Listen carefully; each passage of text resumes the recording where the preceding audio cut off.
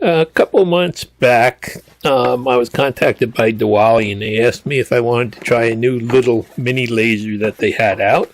And they sent me this out. It's actually been sitting in the box, and I'm finally getting around to unpacking it and playing with it.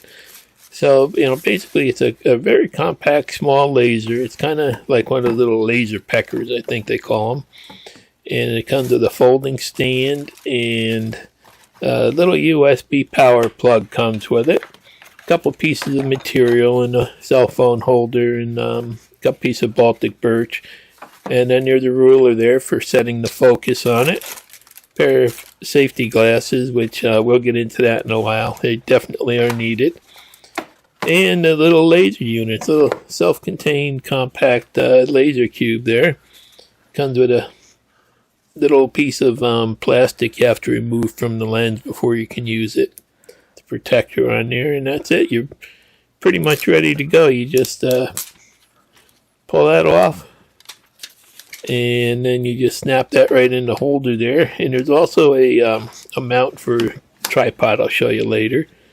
And the stand adjusts up and down to focus it, and moves around so you can just adjust it above any part. But it did not sit flat. You can see the bottom of that unit there is warped down in the middle, so it's kind of like a rocking chair. So first thing I had to do was put something under there to space it up, and I have some neoprene with self-adhesive backing and no slip material. And I just punched out 4 little feet to put on top of the other feet that were on there. And that spaced it up about 1/8 inch there, so that worked out good, and everything's nice and solid now. Now you have to download an app. There's information there how to download it. You plug everything in, and then you have to have them hooked up, and you'll see you go right into a page like that. And they do have a library to get started with, so you have something to play with. And you have to pick their library, and there's some little figures there. And I'm just going to grab this one just to show you how you get going with it. And there's like an eagle, and you got your choice. You can do outlines, or you can do grayscale, or you can do stuff like that. It only works with like JPEG files and pictures. I haven't been able to get it to work with anything else. Then you go in and you tell it what size you want it to print out. And you can go from 0 to 100 millimeters square, and give it the size, and then you give it the settings. Say you're going to work on wood or paper, and those settings aren't always perfect. So here I just started up on a piece of cardboard there, a piece of that paper they give you with it. And it's actually pretty easy to get going with if you just follow the instructions and go through page by page on setting it up. Then when you get to the last section there, before you can run it, you have to put in a random generated number there. I guess that's for safety, so you remember to get your safety glasses on, because this thing is actually dangerous. It comes with no shields or anything to protect your eyes, and I would not recommend it if you have any children or small animals or any kind of animals in the same room as you plan on using it in. Get something with a shield, or you have to build a shield. But anyhow, this is the first little try of it. So I started burning on this paper. And the first thing I wanted to do actually was check out, there's some safety features on it. They say if you bang it or shake it or anything, it'll shut down. And there it is. You have to use that ruler to set the focus. And I've got it, I've got it running here. And here I'm going to just shut down the app, so you can see it still does run after you shut down the app. It'll keep on running. So, I guess that's a good thing if your phone should lose a charge or something when you're using it. And then I'm just going to start shaking it here and see if I can get it to shut off. Just hitting it a little bit really did nothing. Just moving it, tilting it on an angle did nothing. There's really no gyro in here or anything. There must just be like some kind of a switch for impact. Because there it is. Once you shake it a little bit like that, the impact, it goes off. And then you just hit the button and restart it if you didn't move things around like I did. But I'm just, checking it out. And again, you hit it, bang it, and it does shut down. So if it should fall over or something, it shouldn't, blind you. But it does start right back up, and it does retain the, apparently retains the drawing that you started with, even when you shut down the cell phone. Well, I'm using my tablet here. So I just wanted to show you that there is a little bit of a safety feature on it. Then I decided to try to do my first burn on a piece of wood, and I just took one of their little patterns there and did a fill on it. And you get a nice deep burn on there. I was pretty surprised. This was only a 0.5 watt diode, a 0.5 watt. And, I was able to get a good deep burn on it. So, that's one thing. It does seem to do a good job. Now, one thing I want to show you here with this software is it needs location. It will not run if you don't grant it the location on it. And I hate that. I hate apps, Chinese apps that, require location.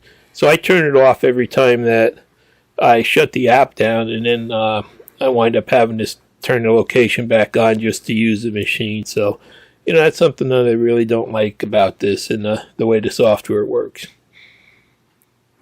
But once you give it the location there, you have to turn that on. It will work, and I'm not sure if that's something to get the Bluetooth working or what, but I know, like, I had some trouble with the GVM lights and stuff, and they did remove that from the app, so I don't know if it's required. And I searched the Windows Store to see if there was an app to run it on the computer so you could have more of an option, but no, there isn't. So I took the old artwork I had, and you have to convert them to a JPEG file, and I sent it to my phone, and here I'm burning on a piece of cherry, and you can see it does do a nice job of burning. I'm trying to figure out if I could get Lightburn set up to work on Bluetooth, but no luck. So you're stuck with that app, and that's it on your, your phone. And it did do a good job. Now, another good option on this is you can use it to burn on like sides of furniture or, anything. You can put this on a tripod, and it's pretty versatile as long as you focus it at that 8 inches, approximate 8 inches. So I just focused it off a cardboard box and took one of their little artworks and started burning it. And I realized it was upside down. If you just flip this laser around, you're going to be burning upside down. So what I wound up doing is it snaps right out of the housing, and you can turn it 180, and that'll change the direction of the burn. So that's pretty easy to fix. But, it's really versatile. It can do stuff like this. But like I said, the thing is, there's no real safety feature or safety guard when you're doing this. So anybody in the room or any animals or any kids or anything definitely have to have glasses on while this is running. So, I'm really going to say that there should be some features added, at least for when you're working standing up, like some kind of a guard or shield or something. But there it is on the side of a cardboard box, and everything's coming out really nice. You can see it is slow. That took like about 35 minutes for that little artwork because it overscans and burns everything. And then I did make a box. When I'm not filming, I'm just putting this box around it to shield it out because I just don't like the way it reflects off stuff. And here it is, just a little disc I had cut with one of my other lasers, and I just decided to see how it'll burn on the Baltic birch, and does a beautiful job. It's for a 0.5 watt. It really surprises me. And it's hard to get things centered on it because the outline moves so fast when you're trying to center it, but it does do a good job of burning. Then they say it'll work on food also. So I had this piece of bread I threw down in my shop a couple weeks ago, and I got it. I was going to try it on, and it's all dried out and curled up now, but this will give you an idea that it actually does, it works on bread, and it stinks. It smells like, when you get those crumbs in the bottom of the toaster that go on fire and stink up the whole house? Well, that's what it smells like when you're burning bread. But it does work. My setting was a little bit too powerful, I think. If I backed it down a little bit, it would have come out perfect. But there you can see my first piece of bread I've ever laser engraved. And it doesn't look bad, but I wouldn't eat it. I don't think it's recommended to eat anything that's been laser engraved. And then I saw it with USB, so I've got one of these little power packs. It's a 10,000 milliamp, I think it is. Power pack I use for when there's like power outages and stuff. Decided I'm going to try to run it on this and see how portable it actually is. So I plug that in, and I've got my, my tablet, or you can use a phone there. And I was pretty surprised it worked perfect on there. Plenty of power, no problems. That one there, I think, took about 20 minutes to engrave, because it does scan everything. I decided to do it again, and I just want to show you that this would be good if you're trying to like engrave down inside a wood bowl or something. You're limited to the 100 millimeter square area, but still, you can see how deep you can engrave a vessel that's up to about 8 inches deep. So, that would be a good use for it. And it would be nice if they made like a shield that you could drop around, just like that roll of tape I'm just using for a demo, because that does protect your eyes and stuff. But again, you can see it does work fine on the power pack, and it will work good, in the bottom of a bowl or a cup or anything like that. Then we went shopping the other day, and my wife was kind of complaining about how the prices and everything had gone up since the last time we were in the store. So I got this idea. I'm going to make her a couple of coasters, and I had a bunch of these coasters I bought on Amazon. I made for Christmas presents of, other things. And it turned out that the cork does a beautiful job on it. I mean, you can see how clear and how nice controlled depth and everything else. So it really did do a good job on it. And I found out you got to locate stuff. It's easiest if you just put a tape on there and draw a Sharpie around it to try to get things centered. And that way you can get close. So I did that, and then I threw another one on and just burned another one. And again, it's slow. It takes a long time. And then I just grabbed another artwork I found online for my wife. She's always, every day she's got yarn in her hands, and she's knitting or crocheting something. So I decided I was going to make a couple coasters for her. And again, you can see just beautiful job. It's it's really good. It's kind of like a fancy toy, very expensive toy, I will say. It's it seems to be highly priced for what it does. I myself probably wouldn't buy it, but you may. So there it is. It's it does a good job on that. And then I grabbed one more thing, and that's a selfie of me before I had COVID. And I don't look like that anymore. But again, a nice fine lines and stuff on the cork. So really, it does do a wonderful job on the cork. Then I went up in the closet, and I'm like, well, let me go see if I got a marshmallow around. Couldn't find a marshmallow, but I did find a graham cracker, a couple graham crackers. So okay, let's try that. And these actually smelled pretty good when they were burning. So you can see it will work on a graham cracker. I did make a little checkerboard there.